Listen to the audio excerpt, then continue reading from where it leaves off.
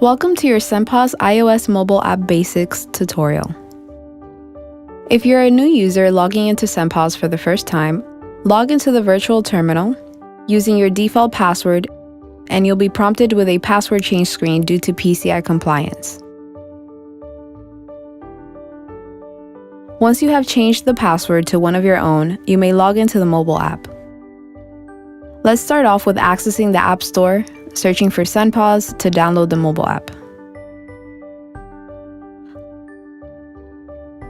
Log in.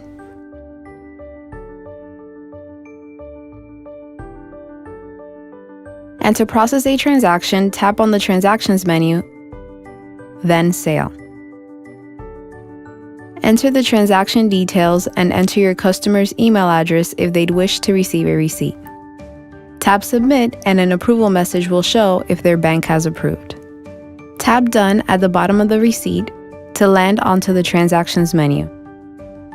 For refunding, we'll take a look at the Void feature.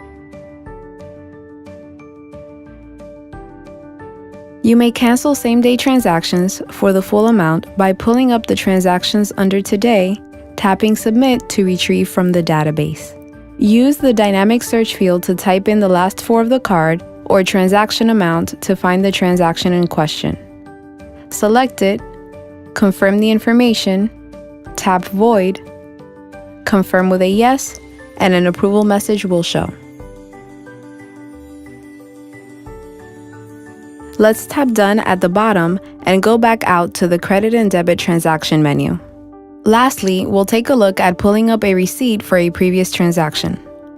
Let's tap back and access the Reports menu.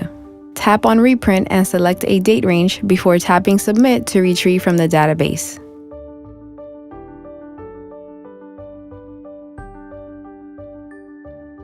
Use the dynamic search field to filter for the last four of the card or amount of the transaction and tap Send Receipt in order to email it to your customer.